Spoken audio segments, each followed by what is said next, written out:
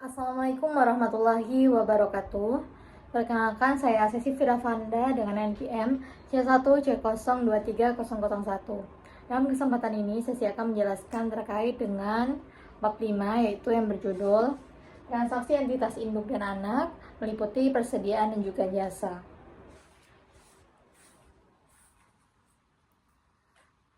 Sebelumnya kita tahu bahwasanya entitas induk dan anak itu sering terlibat dalam transaksi, baik itu transaksi jual beli persediaan, transaksi jual beli aset tetap, bahkan pemberian pinjaman. Nah, kemudian seringkali entitas anak ini menghasilkan produk yang akan diproses lebih lanjut di entitas induknya, atau bahkan mungkin sesama entitas anak itu sendiri.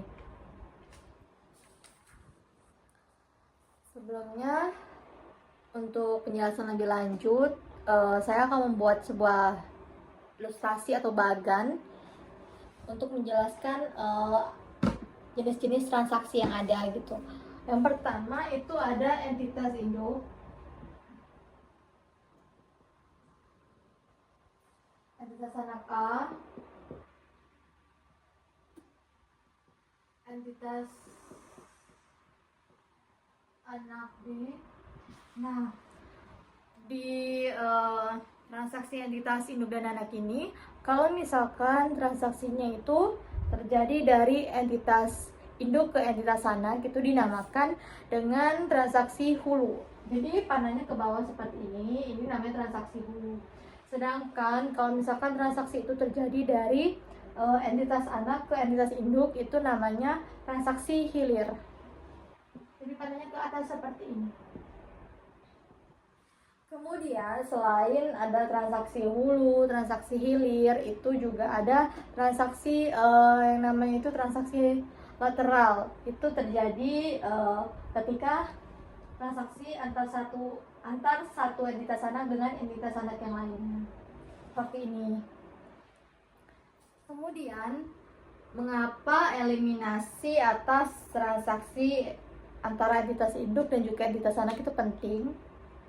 Alasannya karena entitas induk itu berkewajiban membuat laporan keuangan yang menggambarkan kinerja dan juga kondisi keuangan entitas induk secara keseluruhan beserta entitas anak di dalamnya. Nah, disinilah laporan keuangan itu dimaksud dengan laporan konsolidasian. Di dalam PSAK 65 itu mengatakan bahwasannya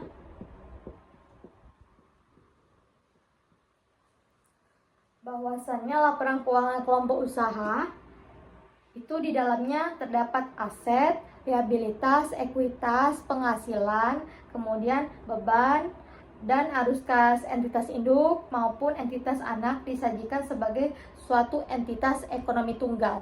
Jadi terdapat maksudnya adanya satu laporan keuangan yang menggambarkan kondisi ekonomi yang tunggal. Di dalam sini di laporan keuangan inilah bahwasannya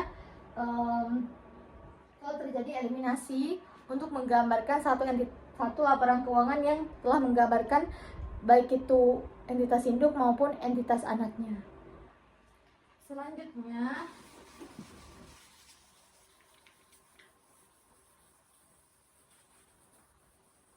kita masuk ke penjelasan terkait dengan transaksi penjualan persediaan.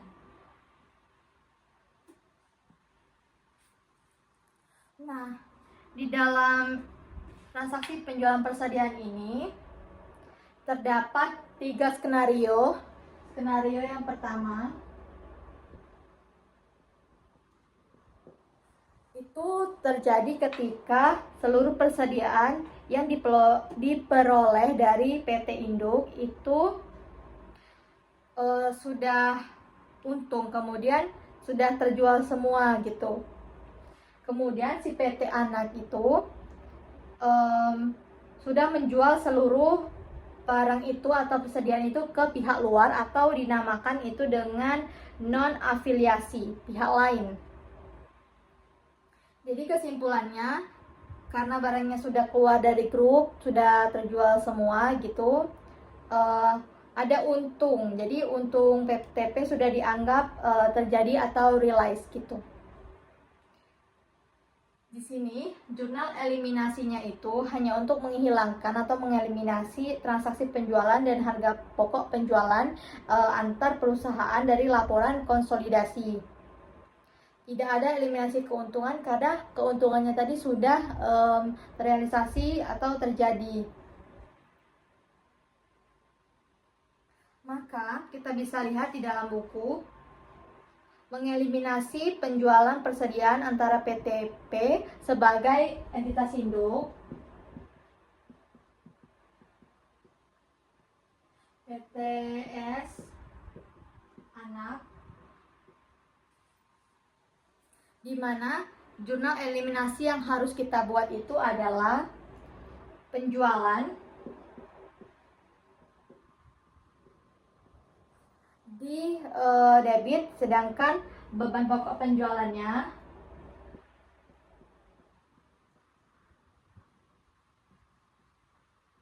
itu di kredit. Nah, karena tadi itu sudah terjual semua, sehingga penjualannya bisa dilihat penjualannya itu sebesar 10 juta. Beban pokok penjualannya 6 juta.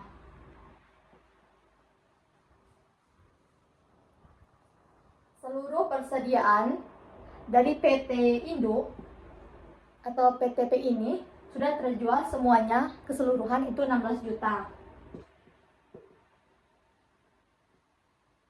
16 juta di sini, 10 juta penjualan, 6 jutanya adalah beban pokok penjualan.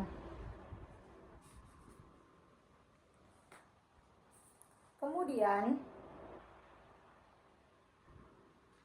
kita masuk ke skenario yang kedua, yaitu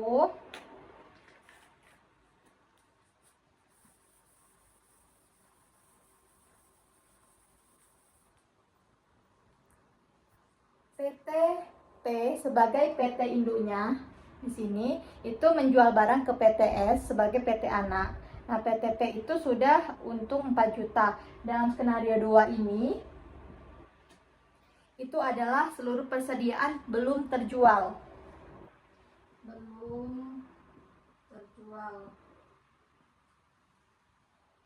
Kemudian PTS ini sebagai entitas anaknya ini itu belum menjual seluruh barang itu. Barangnya masih ada di PTS sampai dengan akhir periode, di PTS.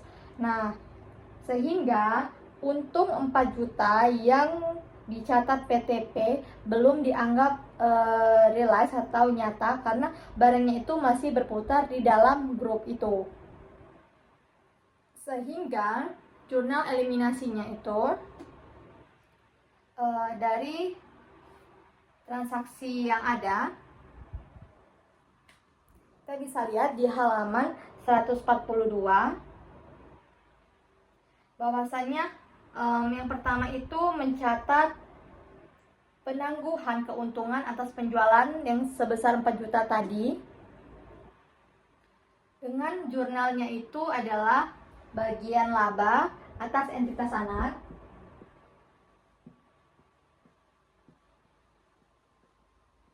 Di debit pada investasi pada entitas anak.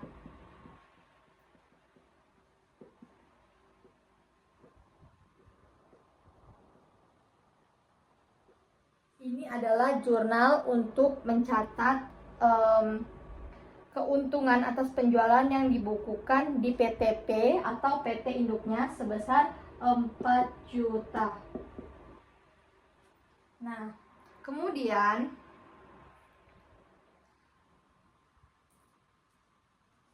keuntungan atas penjualan yang belum terrealisasi ini sebesar 4 juta kan, itu tuh juga harus dieliminasi dengan mengurangi persediaan dengan membuat jurnal eliminasinya, yaitu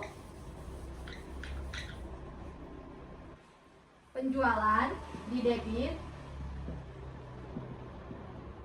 kemudian beban pokok penjualan,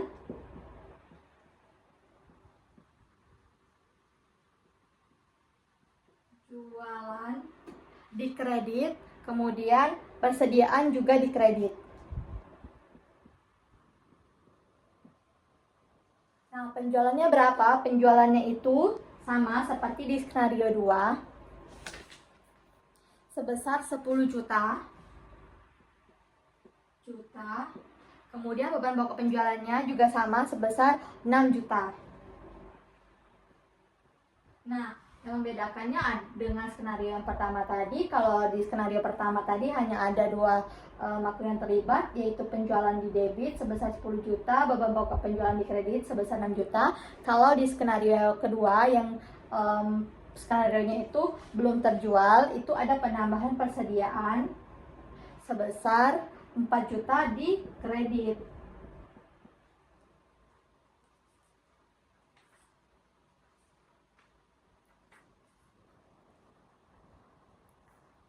Kemudian kita lanjut ke skenario yang ketiga.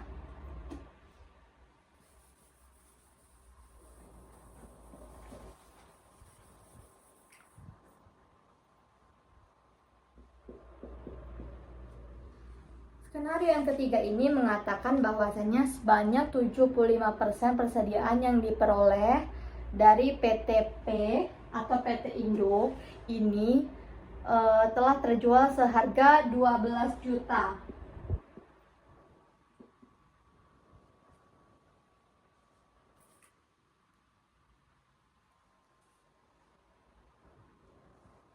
Di sini artinya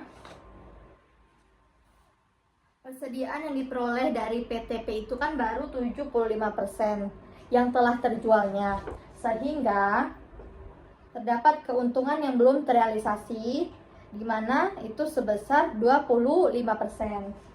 Ini kan 75%.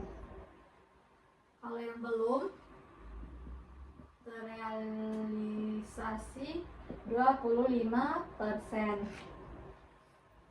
Nah, keuntungan penjualan yang belum terrealisasi itu sebesar 1 juta didapatkan dari mana? Didapatkan dari keuntungan yang dibukukan oleh PTP tadi yang sebesar 4 juta. 4 juta itu kita kalikan dengan yang belum terrealisasi yang sebesar 25% ini. Sehingga 4 juta dikali dengan 25% sama dengan 1 juta. Nah, sehingga PTP itu atau PT induknya ini harus mencatat penangguhan keuntungan atas penjualan tersebut dengan membuat jurnal sebagai berikut. Kita tulis di sini. Jurnalnya itu adalah bagian laba atas entitas anak. Bagian laba atas entitas anak di debit sebesar 1 juta. Perhitungan dari yang 25% belum terrealisasi dikali dengan 4 juta yang dibukukan oleh PTP atau PT Induk tadi. Makanya kita tulis di sini 1 juta untuk bagian laba atas entitas anak di debit. Kemudian di kreditnya investasi atas entitas anak. Atas entitas anak di kredit sama, yaitu 1 juta. Kemudian, karena transaksi penjualan ini dalam ilustrasi ini merupakan transaksi hulu, maka keuntungan yang belum terrealisasi itu akan dicatat secara penuh oleh PTP atau PT induknya di sini. Kemudian, akun beban pokok penjualan dieliminasi sebesar 9 juta karena beban pokok penjualannya akan disajikan dalam laporan konsolidasian itu hanya sebesar 4.500.000. Itu didapatkan dari 75% yang sini dikalikan dengan beban pokok penjualan yang tadi sebesar 6 juta. Sehingga kita akan membuat jurnal lagi. Jurnal untuk mengeliminasi penjualan persediaan antara PTP dan PTS, antara PT induk dengan PT anak, yaitu penjualan di debit sebesar 10 juta, di kredit ada beban pokok penjualan sebesar 9 juta, dan satu lagi ada akun persediaan di kredit sebesar 1 juta. Untuk semua pembahasan ini sudah ada di buku lengkap dari awal hingga akhir. Kemudian kita bisa lanjut ke transaksi hulu penjualan persediaan. Kita melihat contoh di 5.2, di mana itu dikatakan bahwasannya transaksi hulu penjualan persediaan terjadi di PT Nusantara dan PT Andalas per 31 Desember 2020. Di sana dikatakan bahwasannya terdapat informasi tambahan. Yang pertama, PT Nusantara telah melakukan pembelian sebesar 75% dari saham PT Andalas pada 1 Januari 2020, itu sebesar nilai bukunya, yaitu 900 juta. Kemudian nilai wajar kepentingan dan pengendali sama dengan nilai bukunya, yaitu 300 juta. Selama tahun 2020, PT Andalas melaporkan perolehan laba neto sebesar 200 juta dan mengumumkan pembagian dividen sebesar 50 juta. Informasi neraca saldonya ini ada di tabel 5.4, neraca saldo per 31 Desember 2020. Kemudian untuk informasi tambahan ketiga, dalam transaksi penjualan yang dilakukan oleh PT Nusantara, terdapat penjualan kepada PT Andalas sebesar 100 juta dengan beban pokok penjualan itu sebesar 40 juta. Nah, sampai yang keempat, informasi tambahan keempat, sampai 31 Desember 2020, persediaan yang diperoleh PT Andalas dari PT Nusantara seluruhnya belum terjual. Kita akan coba mengerjakan prosedur konsolidasi tahun pertama di tahun 2020. Ini kita hapus dulu. Kita juga akan mengganti judul besarnya. Transaksi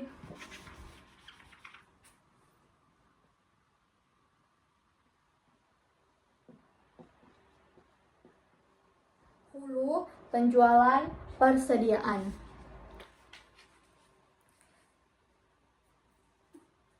Prosedur konsolidasi tahun pertama, tahun pertama 2020 itu mencatat pencatatan itu dilakukan oleh PT Nusantara.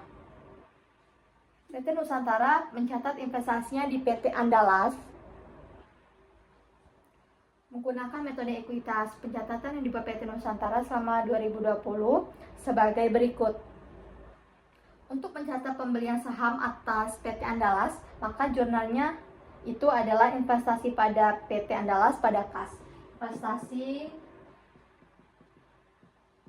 PT Andalas pada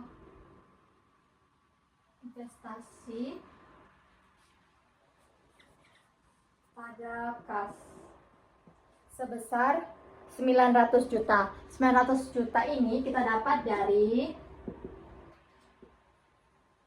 sana. Kita dapatkan dari informasi tambahan di nomor 1 tadi. Dikatakan bahwasannya PT Nusantara telah melakukan pembelian 75% saham PT Andalas pada 1 Januari 2020 sebesar nilai bukunya. Nilai buku 900 juta.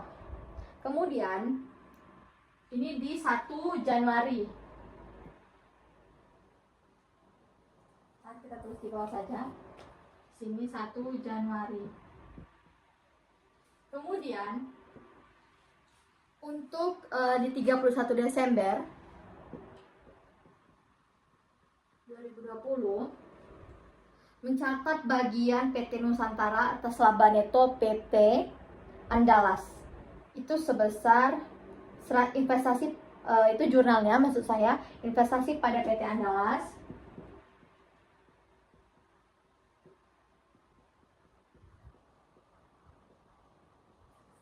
pada bagian laba atas PT Andalas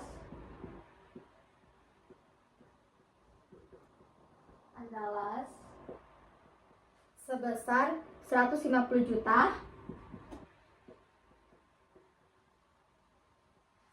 Gimana dapatnya 150 juta? Kenapa tiba-tiba 150 juta? Jadi 150 juta ini didapatkan dari informasi tambahan nomor 2. Kan di sana disebutkan selama tahun 2020 PT Andalas melaporkan perolehan laba neto sebesar 200 juta. Nah, 200 juta ini kita kalikan dengan pembelian saham yang dilakukan PT Nusantara itu ke PT Andalas yang sebesar 75% tadi. Sehingga 200 juta dikalikan dengan 200 juta dikali 75% kepemilikan, dapatlah laba neto PT Andalas itu sebesar 150 juta. Lalu yang ketiga itu mencatat bagian PT Nusantara atas dividen PT Andalas dengan pencatatan itu di 31 Desember 2020. Jurnal yang kita buat adalah kas pada investasi PT Andalas. Kas investasi PT Andalas. Kasnya kita dapatkan 37.500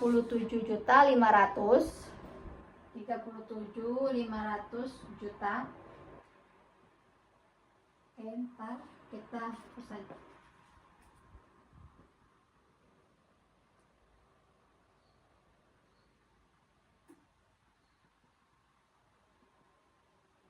Nah, di sini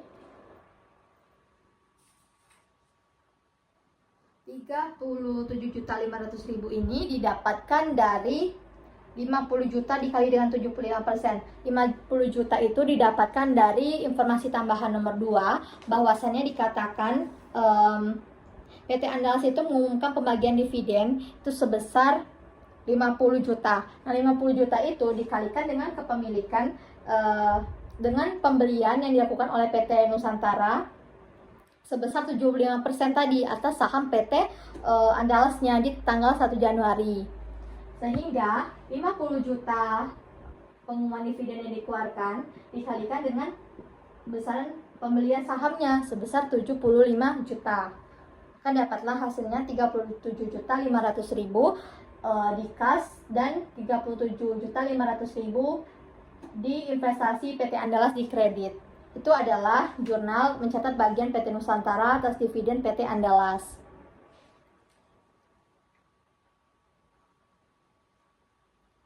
Kemudian kita masuk ke jurnal eliminasinya.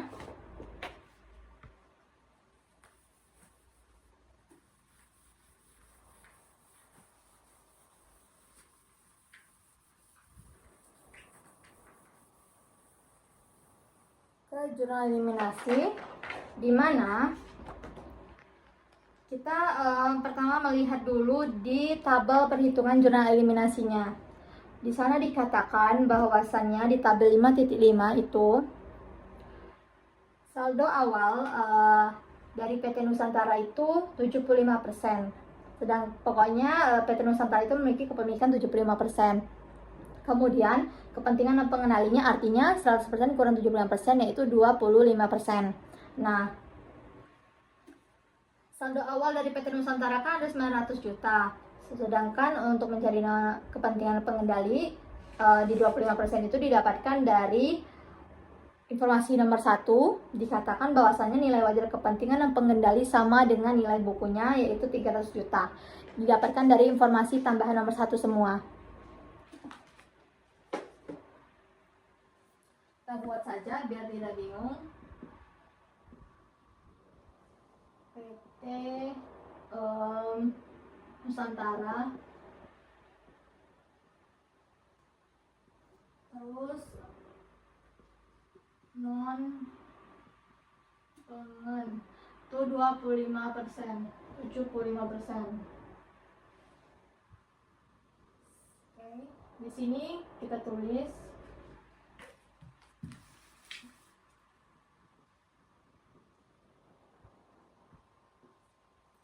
900 juta, 300 juta.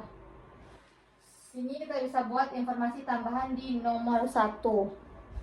Kemudian ada laba neto. Itu sebesar 150 juta. Dan di sini 50 juta. Itu kepentingan non pengendalinya.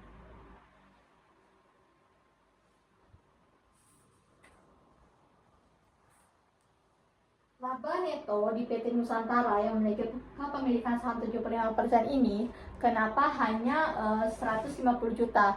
Itu didapatkan dari, kan tadi di tahun 2020, selama tahun 2020 itu PT Andas melaporkan perolehan laba sebesar 200 juta. Dan dia juga mengumumkan pembagian dividen sebesar 50 juta. Sehingga 200 juta itu dikurang dengan 150 juta dan 50 juta di kepemilikan non pengendalian yang memiliki persentase 25% ini. Selanjutnya terkait dengan dividen. Dividen di sini adalah pengurangan dari maksud saya adalah di dalam kurung terjadi maksudnya ada pengurangan nantinya untuk dikurangkan. Nah, tapi informasi ini didapatkan dari pencatatan PT Nusantara tadi di prosedur konsolidasian yang tahun pertama tahun 2020. Tadi kan kita sudah mendapatkan bahwasannya PT Nusantara itu mencatat pembagian atas dividen di PT Andalas sebesar 50 juta dikalikan dengan 75%. Dapatlah hasilnya dividen untuk PT Nusantara itu sebesar 37.500.000. Sedangkan di non pengendalian itu sebesar 12.500.000.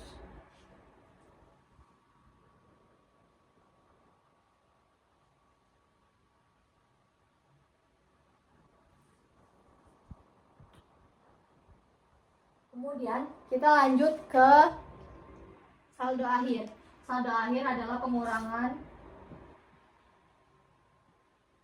dari ini, didapatkan hasilnya. Pertama kita tambahkan dulu saldo awalnya dengan laba neto 900 juta ditambah 150 juta. Kemudian baru kita kurangkan dengan 37.500. Nah, di sini dividen ini menjadi pengurangnya. Itulah dikasih tanda kurung seperti ini. Maka didapatkan hasilnya 1.012.500.000. Sedangkan untuk kepentingan pengendalian 25% itu didapatkan hasilnya 337.500.000.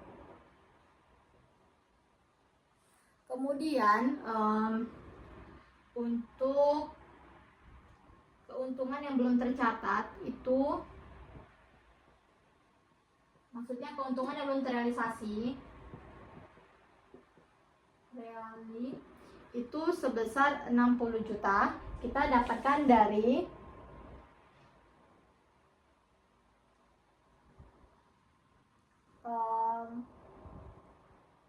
Informasi bahwasannya selama periode 2020 terdapat transaksi hulu yaitu penjualan persediaan oleh PT Nusantara ke PT Andalas sebesar 100 juta. Nah, keuntungan dari penjualan tersebut adalah 60 juta. Itu terdapat di soal, dijelaskan juga ke pembahasannya. Pembahasan lebih lanjut dari soal. Jadi langsung saja tulis dalam kurung 60 juta. Kalau untuk di kepentingan pendali 25% ini tidak ada apa-apa lagi, cuman batas saldo akhir saja. Sedangkan kalau untuk PT Nusantara yang memiliki saham 75% itu masih ada keuntungan yang belum terrealisasi. Kemudian kita kurangkan lagi 1.012.500.000 dikurang dengan 60 juta yang merupakan keuntungan yang belum terrealisasi, sehingga kita mendapatkan hasilnya 925.500.000.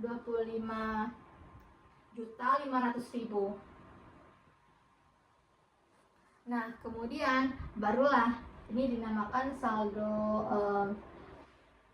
akhir disesuaikan.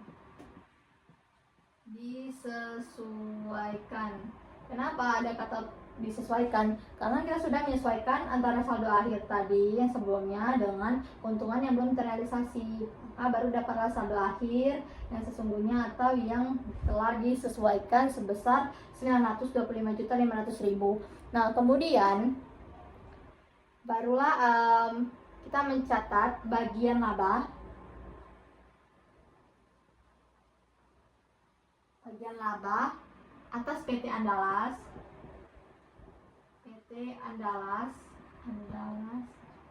sebesar 90 juta. 90 juta ini kita dapatkan dari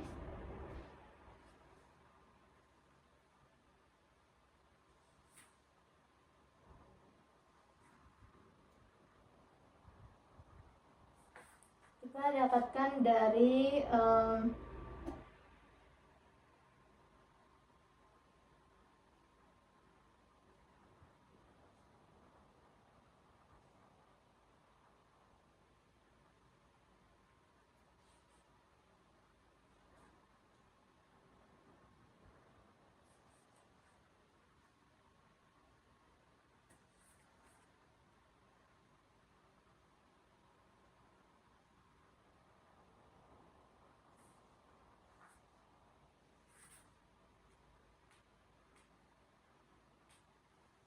dari pencatatan yang sebelumnya, karena kita sudah tadi mencari juga, itu ada di 90 juta di bagian laba atas PT Andalas. Kemudian kita membuat jurnal eliminasi untuk persediaan yang diperoleh dari PT Andalas dari PT Nusantara yang belum terjual sampai akhir 2020 itu, sehingga dari sudut pandang konsolidasian itu penjualan dan beban pokok penjualan PT Nusantara terkait dengan transaksi hulu dan juga hilir, transaksi hulu itu harus dieliminasi. Keuntungan atas penjualan juga harus dieliminasi karena keuntungan tersebut belum terrealisasi. Nah, maka kita akan membuat jurnalnya itu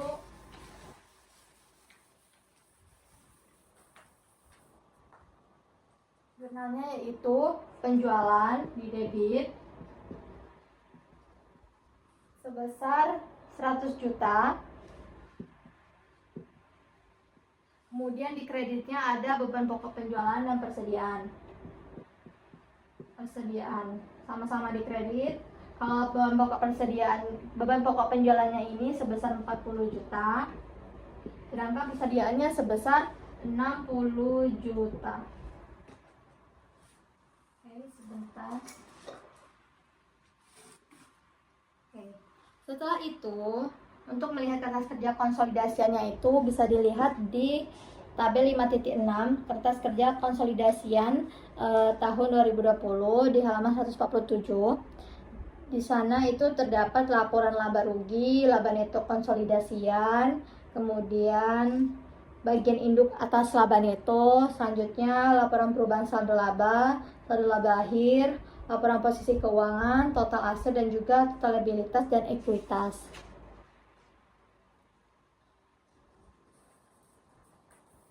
Selanjutnya kita masuk ke transaksi hilir penjualan persediaan.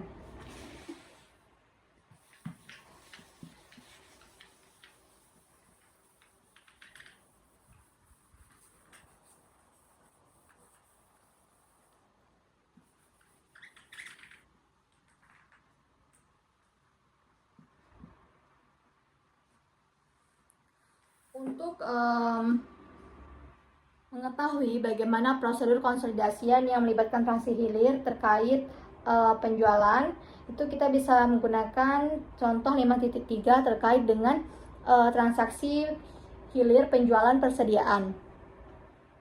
Dimana itu contohnya di tabel 5.9 ada neraca saldo per 31 Desember 2020 mengenai informasi yang dapat kita gunakan nantinya atau petunjuk yang bisa kita gunakan.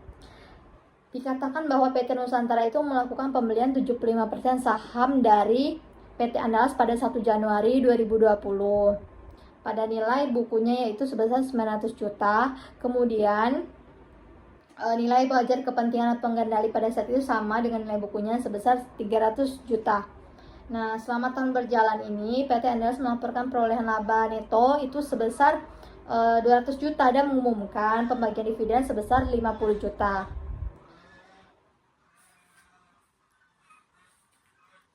Sehingga kita bisa membuat prosedur konsolidasian di tahun pertamanya di tahun 2020.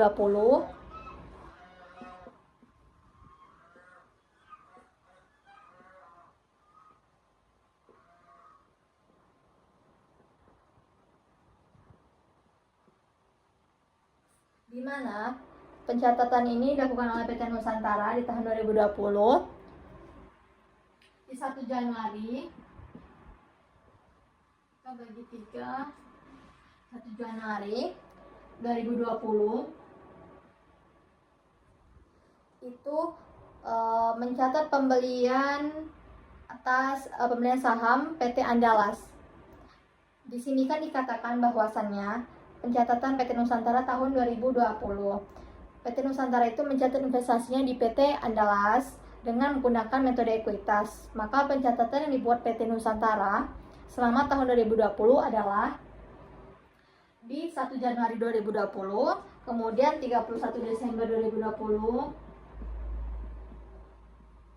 kemudian di 31 Desember lagi tahun 2020. Dimana kalau untuk di 1 Januari 2020, jurnalnya itu investasi pada PT Andalas pada kas.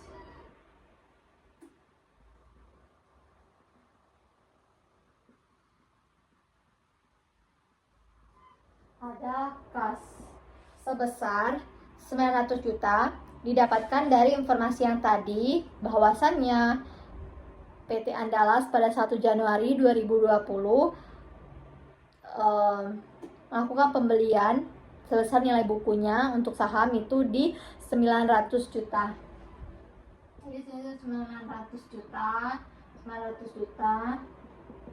Kemudian di 31 Desember 2020, jurnalnya adalah investasi pada PT Andalas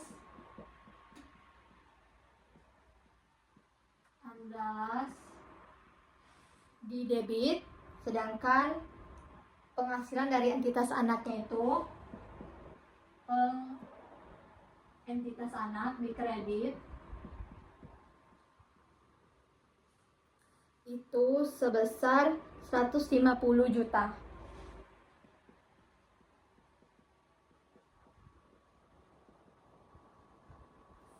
$150 juta ini didapatkan dari 200 juta pada soal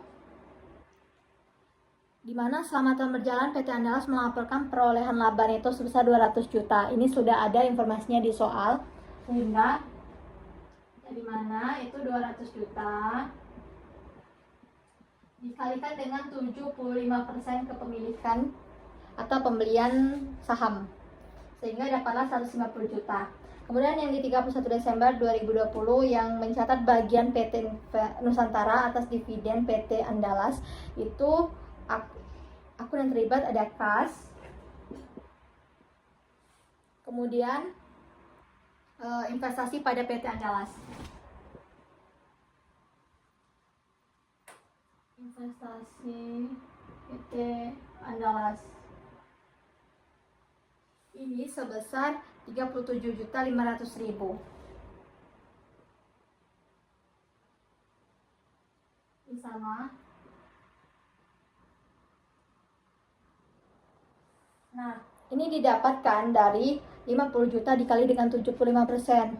50 juta itu didapatkan dari soal dikatakan PT Andalas mengumumkan pembagian dividen sebesar 50 juta.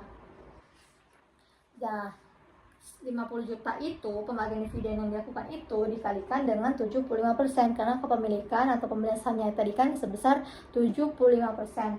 Nah, yang didapat 37.500.000 itu adalah 50 juta dikali 75%.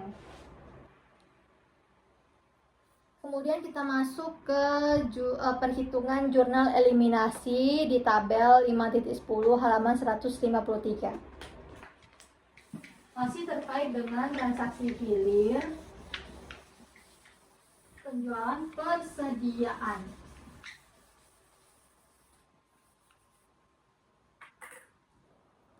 Kita masuk ke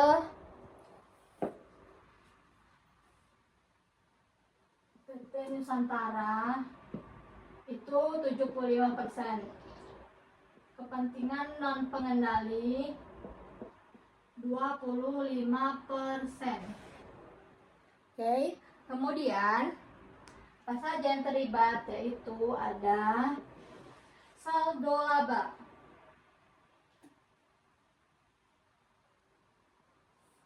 Saldo labanya sebesar 900 juta dan di kepentingan pengendalinya itu sebesar 300 juta. Ini kita dapatkan dari informasi pertama tadi di atas neraca saldo itu. 900 juta, 300 juta. Nah, kemudian ada lagi itu laba neto. Laba netonya berapa? 150 juta sama di sini itu 50 juta. Perhitungannya masih sama seperti yang di transaksi hulu tadi karena memang soalnya ini tidak jauh berbeda. Kemudian ada dividen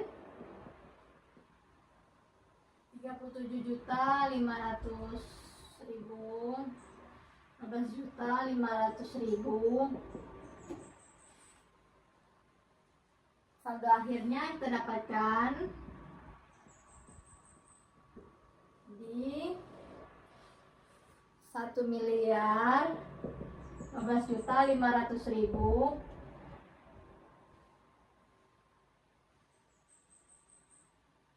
Dan kalau untuk di kepentingan pengendali itu 337 juta 500.000. Oke. Selanjutnya, kenapa bisa dapat segini itu karena kita tambahkan saldo laba dengan laba neto itu ditambah kemudian dikurang dengan dividen. Jadi dividennya ini dibuat dalam kurung supaya tidak keliru. Kemudian keuntungan yang belum terrealisasi,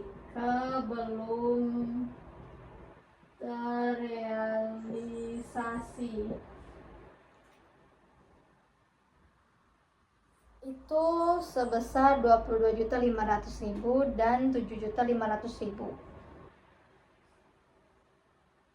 Itu kita dapatkan dari soal, ada informasi di sana dikatakan bahwasannya PT Andalas ini membukukan beban pokok penjualan sebesar 50 juta.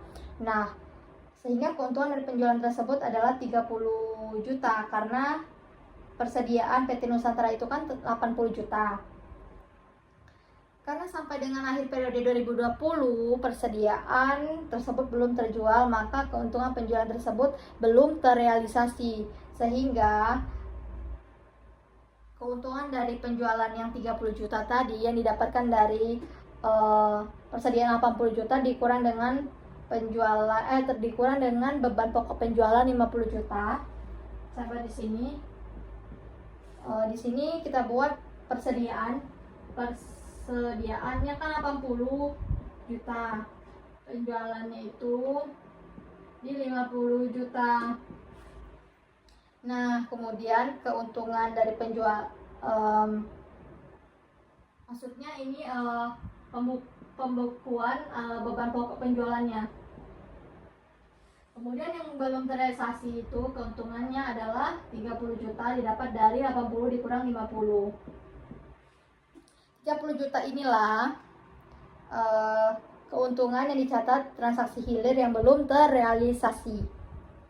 30 juta ini kita kalikan dengan kepemilikan saham yang 75% di PT Nusantara di sini. Sehingga 30 juta dikali 75% dapatlah keuntungan yang belum terrealisasi itu sebesar 22.500.000 untuk PT Nusantara kepemilikan 75%. Sedangkan untuk kepentingan pengendalinya yang keuntungan belum terrealisasi sebesar 30 juta ini dikalikan dengan 25%, dapatlah hasilnya itu di 7.500.000. Keuntungan belum terrealisasi PT Nusantara 75% 22.500.000. Keuntungan belum terrealisasi kepentingan pengendali 25% itu 7.500.000. Nah, keuntungan belum terrealisasi ini menjadi pengurang untuk mendapatkan saldo akhir disesuaikan.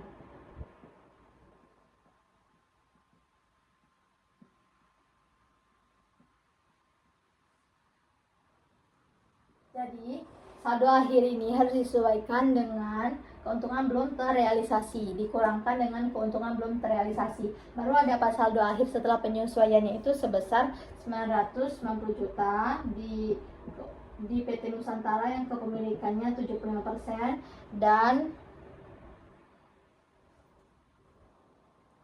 330 juta untuk kepentingan pengendali dengan kepemilikan 25%. Saldo akhir disesuaikan untuk PT Nusantara 75% sebesar 990 juta. Kemudian saldo akhir disesuaikan untuk kepentingan pengendali 25% itu sebesar 330 juta.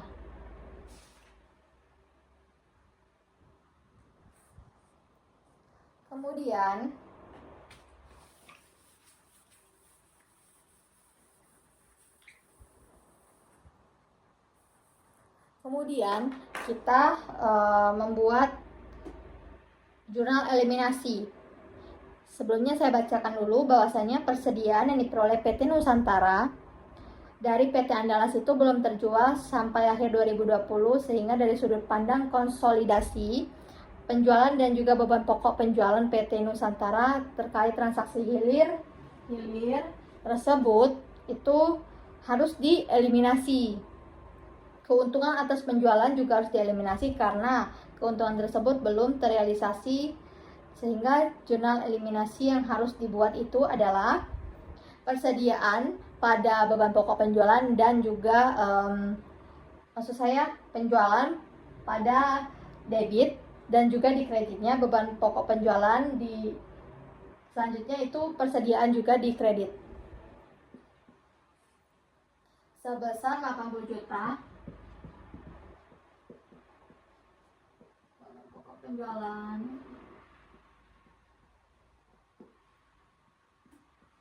persediaan pokoknya penjualannya 50 juta, persediaan 30 juta. Kalau ditanya ini dapat dari mana, itu ada informasi di buku di bawah prosedur konsolidasi tahun pertama. Setelah pembahasan itu muncullah informasi yang dapat digunakan. Bahwasannya dikatakan tadi selama periode 2020 terdapat transaksi hilir yaitu penjualan oleh PT Andalas ke PT Nusantara sebesar 80 juta. Kemudian penjualan tersebut oleh PT Andalas membukukan beban pokok penjualan sebesar 50 juta ini, sehingga keuntungan dari penjualan tersebut merupakan persediaan sebesar 30 juta. Selanjutnya kita masuk ke transaksi penjualan jasa.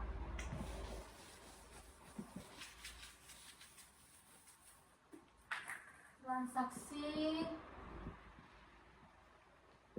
penjualan jasa.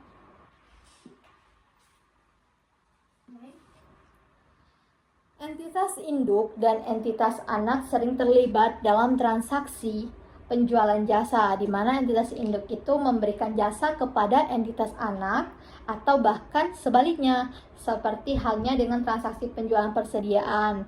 Dampak transaksi penjualan jasa antara entitas induk dan entitas anak ini juga harus dilakukan eliminasi.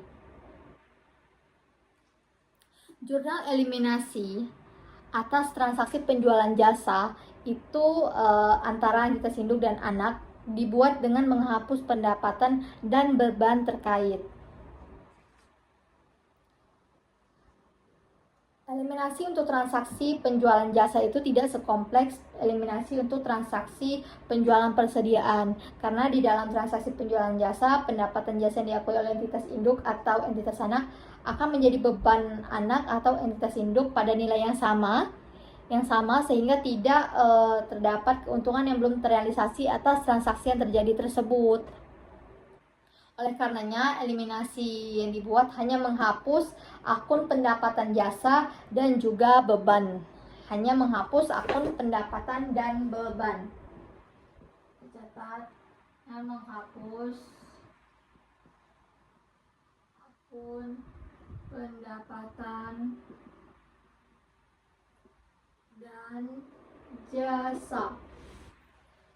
Kita masuk saja ke contoh 5.4, dampak transaksi penjualan jasa terhadap jurnal eliminasi.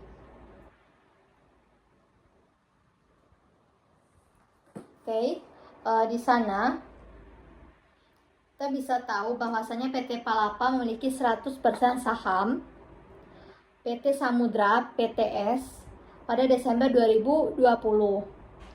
PTP memberikan jasa perawatan maksudnya mesin kepada PTS sebesar 200 juta. Tagihan telah dikirimkan pada 31 Desember 2020. Sampai 31 Desember 2020 PTS ternyata belum membayar tagihan tersebut atas transaksi pemberian jasa tersebut. Nah, PTP akan membuat jurnal di mana mencatat pemberian jasa perawatan kepada mesin. Itu jurnalnya piutang usaha pada pendapatan jasa. Piutang usaha di debit, pendapatan jasa di kredit. Ini adalah jurnal mencatat pemberian jasa perawatan mesin kepada PTS. Besarannya itu sebesar 20 juta sesuai dengan yang ada di soal tadi, bahwasannya dikatakan memberi jasa perawatan mesin kepada PTS sebesar 20 juta.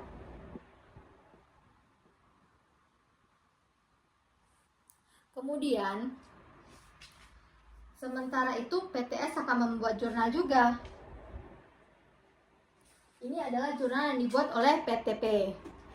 PTP. Kalau PTS-nya di sini kelihatan, oke. Jurnal itu beban perawatan pada utang usaha. Beban perawatan pada utang usaha. Itu sama sebesar 20 juta juga. 20 juta.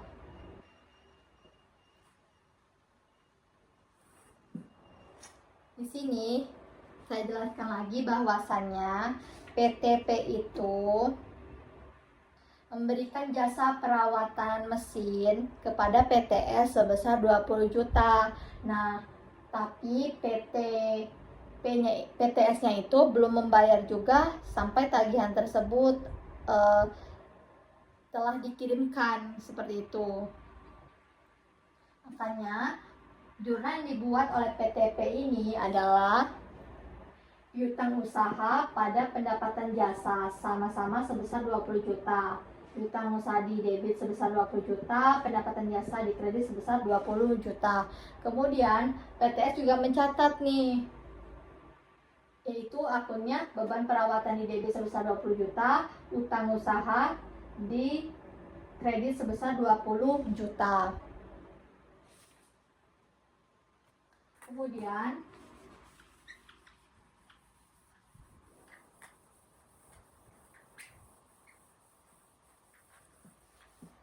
Kemudian pendapatan jasa yang diakui PTP ini harus dieliminasi karena pendapatan tersebut diperoleh dari entitas anaknya sendiri, yaitu PTS tadi.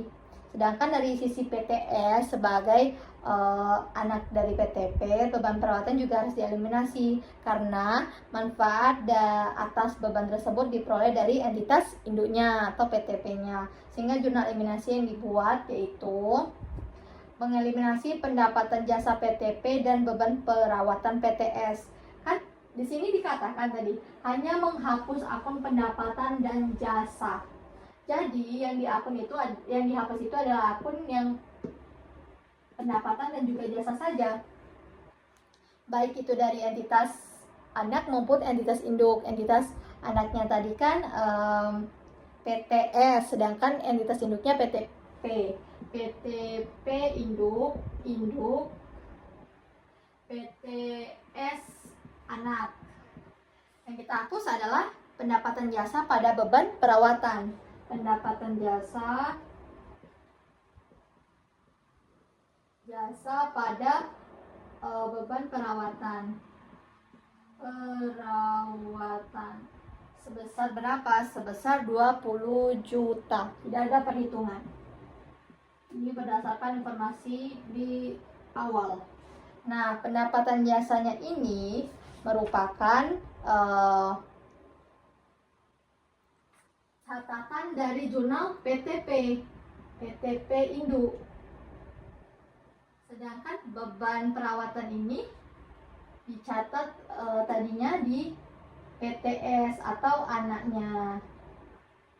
Jadi di dalam jurnal eliminasi ini akan terlibat jurnal dari PT induk maupun PT anaknya gitu. Sehingga kemudian dari sudut pandang konsolidasi, PTP dan PTS ini merupakan satu kesatuan. Jadi piutang di antara kedua perusahaan harus dieliminasi juga. Kita buat di sini saja sepertinya, atau kita hapus dulu saja.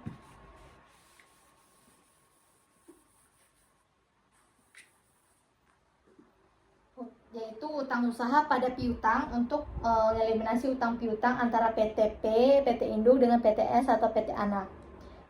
Utang usaha pada piutang usaha. Utang usaha ada piutang usaha. Utang usaha itu dari PTS atau anak. Piutang usaha dari PTP atau induk. Nah, sama-sama bernilai 20 juta. Seperti ini. Jadi untuk transaksi penjualan jasa ini benar-benar lebih mudah, lebih simpel juga. Kemudian poin pentingnya ada di sini, hanya menghapus akun pendapatan dan jasa. Oke, mungkin kita akan coba mengerjakan satu soal dari buku. Itu sebentar, di latihan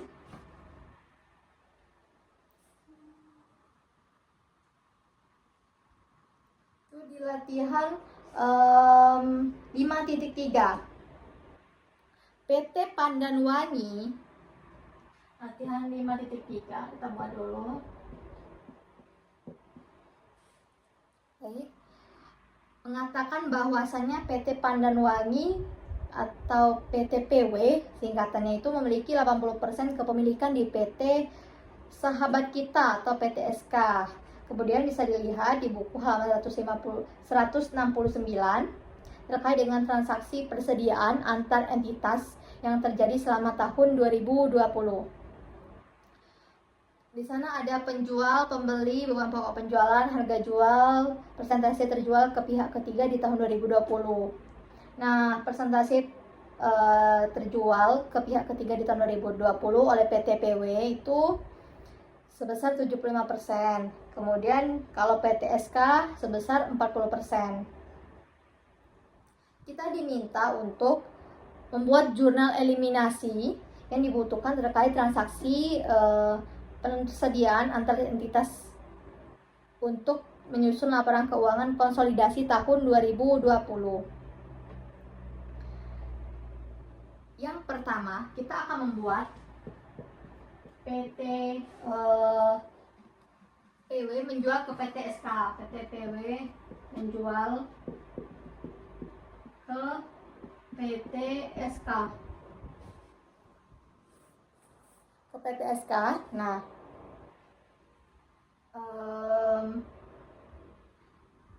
untuk beban pokok penjualannya itu sebesar 35 juta. Kita bisa lihat di sana ada di soal maksudnya 35 juta. Kemudian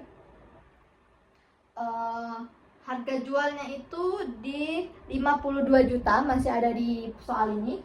Harga jual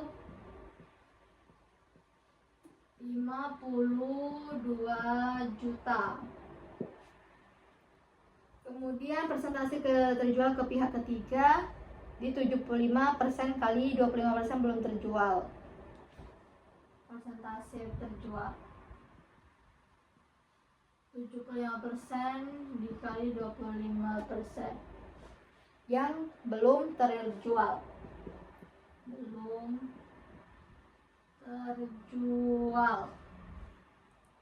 Kemudian laba kotornya kita hitung sama dengan 52 juta yang dari harga jual PT PW itu 52 juta. Kita kurangkan dengan 35 juta dari BPP, beban pokok penjualan PT PW. 35 juta. Sehingga kita mendapatkan hasilnya itu sebesar 17 juta. Nah, kemudian untuk mengetahui laba belum terrealisasi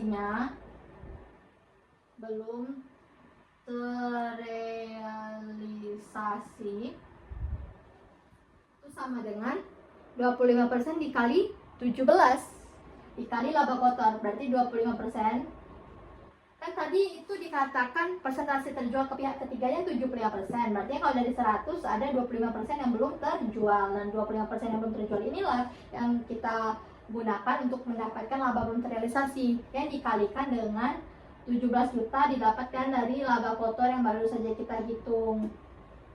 Nah, sehingga laba belum terrealisasi itu sebesar 4.250.000. Kemudian kita membuat jurnal eliminasinya.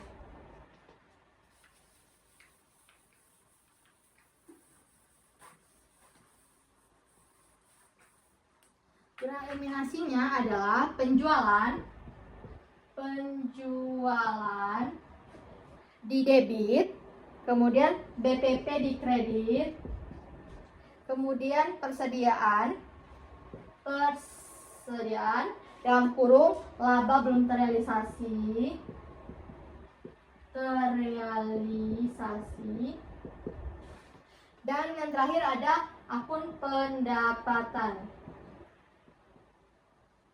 Nah, di mana penjualannya itu kita tahu tadi 52 juta, PPP-nya 35 juta. Ini yang baru kita cari persediaannya di 4.250.000.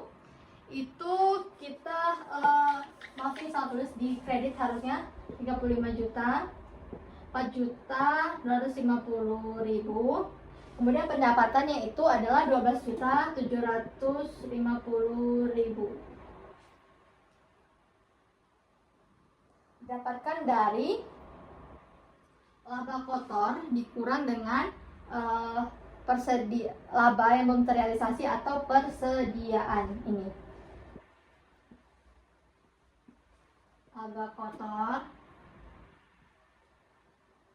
dikurang persediaan yang belum terrealisasi. Laba kotor yang tadi kita tahu bahwasannya itu sebesar 17 juta dikurang dengan 4.250.000. Maka dapatlah pendapatannya 12.700.000.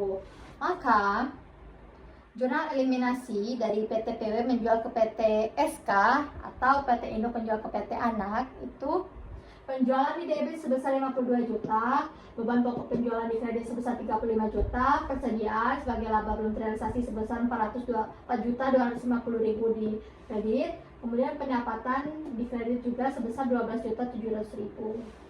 Seperti itu. 14.750.000. Kemudian kita lanjut ke PT SK menjual ke PT PW.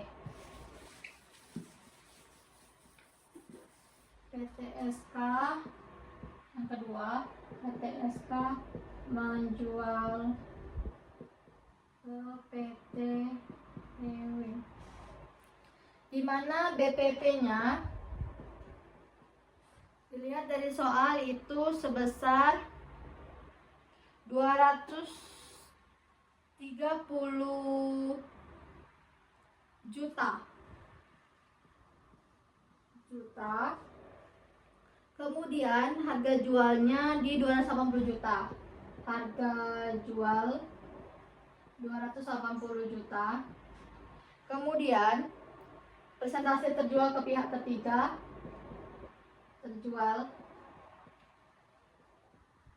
persentase terjual itu di 40%. Dikali dengan 60% belum terrealisasi. 60 itu karena yang terjual ada 40, jadi dari 100 itu masih ada 60% yang belum terrealisasi. Kemudian laba kotor kita dapatkan 280 juta dikurang ini BPP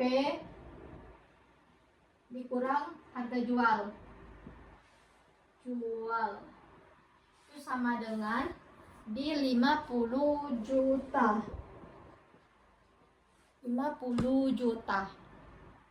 Kemudian untuk laba belum terrealisasi sama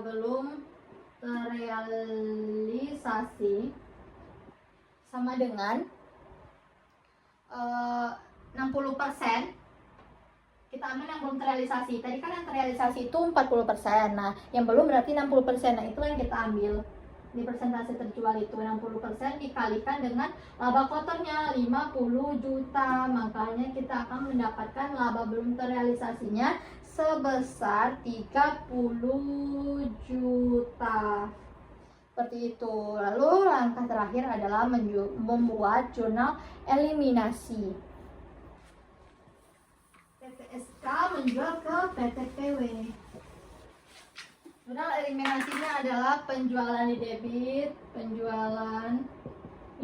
terus di kreditnya BPP, persediaan sebagai laba belum terrealisasi, kemudian pendapatan seperti ini. Nah, penjualannya sama-sama kita tahu bahwasannya itu di 280 juta. Itu dapat dari harga jual yang di kolom halaman 169 itu sebesar 280 juta di debit. Kemudian BPP-nya kita lihat di sana 230 juta di kredit. Lalu untuk persediaan laba belum terrealisasi itu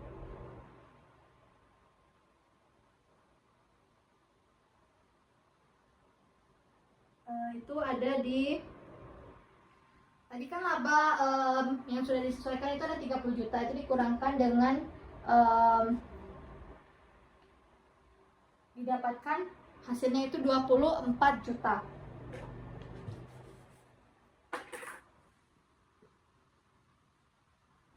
Nah, 24 juta ini laba yang diakui oleh PT SW-nya. Maksudnya PT PW-nya. Nah, kemudian 26 juta untuk pendapatan. Ini merupakan perhitungan dari laba kotor dikurang dengan belum terrealisasi. Tadi kan laba kotornya itu adalah 50 juta. 50 juta dikurang dengan persediaan laba belum terrealisasi 24 juta, dapatlah pendapatannya itu sebesar 26 juta. Oke, itu saja yang dapat saya sampaikan. Lebih kurangnya saya mohon maaf. Maaf untuk penjelasan yang belum sempurna dan masih terbata-bata, atau mungkin bahkan ada penjelasan yang kurang jelas seperti itu. Saya akhiri, wabillahi taufiq wal hidayah. Wassalamualaikum warahmatullahi wabarakatuh.